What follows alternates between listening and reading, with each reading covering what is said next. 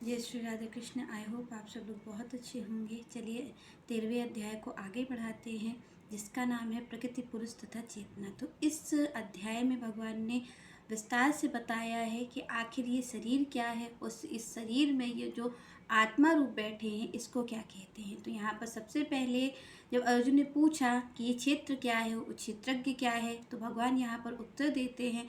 श्री कृष्ण यहाँ पर अर्जुन के प्रश्नों का उत्तर देते हुए कहते हैं कि ये जो क्षेत्र है वो ये शरीर है, और इसमें जो ज्ञाता के रूप में बैठा हुआ है ये क्या कहते हैं, ये आत्मा, ये क्या है, ये क्षेत्रज्ञ है। इसको जो जान लेता है उसे ही क्षेत्रज्ञ कहा जाता है। जो इस चीज़ को जान लेता है कि शरीर क्या है, उस शरीर में बैठी हुई जो आत्मा है वो कौन है। तो यहाँ पर श्री कृष्ण कहते हैं इसी का नाम है, ये क्षेत्र ही शरीर है, क्षेत्र कुछ और नहीं होता है। तो यहाँ पर श्री कृष्ण ने फिर आगे बताया कि आखिर इसमें शरीर में जो श्री कृष्ण हैं वो कौन है, क्योंकि आपको हमें पता है कि इस शरीर में आत्मा भी है और परमात्मा भी है। तो यहाँ पर श्री कृष्ण बताते हैं कि वो कौन है, उनकी जगह कहाँ पर है। तो यहाँ पर श्री कृष्ण कहते हैं क्षेत्रम च अपि मां विद्धि सर्व क्षेत्रेषु भारत क्षेत्र क्षेत्रज्ञो ज्ञानम यत तत् ज्ञानम मतम मम। तो यहाँ पर भगवान ने बताया कि मेरा मत क्या है।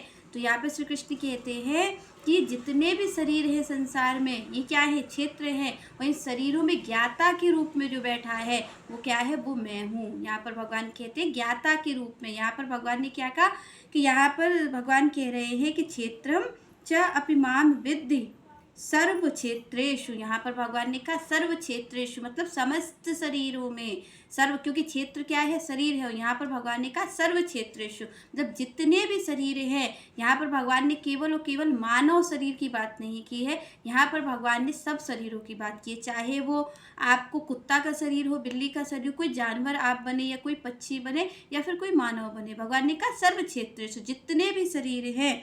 तो भगवान कहते सर्व क्षेत्रेषु भारत क्षेत्र क्षेत्रज्ञों ज्ञानम यत तत् ज्ञानम मतम मम। और भगवान यहाँ पर कह रहे कि मैं तो सभी के शरीर में ज्ञाता के रूप में बैठा हुआ हूँ, और जो इस चीज़ को जान लेता है उसे ही ज्ञान कहा जाता है। श्री कृष्ण कहते हैं जो इस चीज़ को जान लेता है उसे क्या कहते हैं, उसे ही ज्ञान कहते हैं। ज्ञान कुछ और नहीं है। श्री कृष्ण कहते हैं ये जो क्षेत्र है, ये जो ज्ञाता है, इसको जो जान लेता है, जो ये मान लेता है कि भाई ये एक नहीं है। क्योंकि आप और हम देखेंगे कि कई लोगों को लगता है कि हम और जो हमारी आत्मा है वो एक है, तो यहाँ पर एक नहीं है। ये जो शरीर है, क्योंकि ये शरीर कैसा है, परिवर्तनशील है। यहाँ पर भगवान ने पहले ही कहा कि शरीर कैसा है, परिवर्तनशील है। तो कभी इसकी किशोर अवस्था आ जाती है, कभी बाल्यावस्था रहती है, बाल्यावस्था से किशोर अवस्था के लिए जाता है, और किशोर अवस्था से क्या होता है, वो वृद्धावस्था के लिए चला जाता है। तो ये शरीर तो परिवर्तनशील है, पर इसके अंदर जो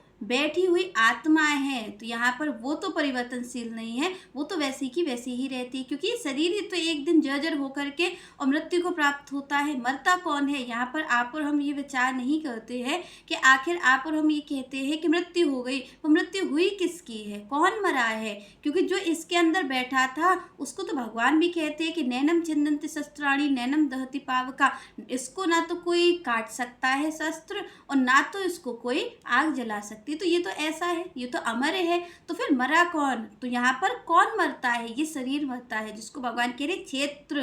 क्योंकि पर इससे ही कार्य हो सकता है। आपको और हमें जो मिला है, फिर आप और हम कहेंगे कि जब ये आत्मा अमर ही है तो फिर भगवान ने इस मरने वाले, इस परिवर्तन और इस दुख रूपी संसार में ये शरीर दे करके हमें क्यों भेजा है। तो यहाँ पर स्वयं भगवान कहते हैं कि किस लिए भेजा है, ये जो मानव शरीर है जिसकी बड़ी ही मान्यता है वो किस लिए है। तो यहाँ पर भगवान कहते हैं साधन धाम मोक्ष कर द्वारा।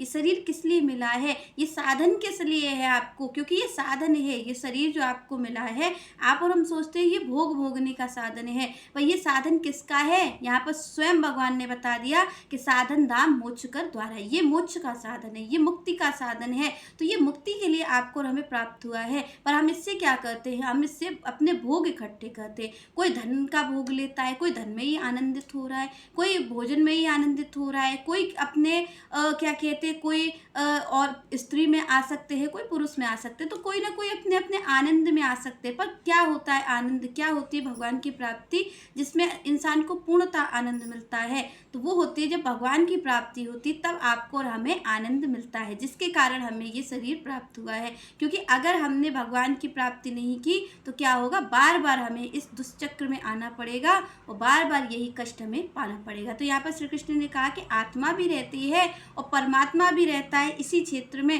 तो यहाँ पर भगवान कहते हैं कि आत्मा अपने बारे में जानती है और मैं परमात्मा स्वरूप जो ज्ञाता रूप में हूँ, मैं समस्त शरीरों के बारे में भी जानता हूँ, मैं सभी के बारे में जानता हूँ।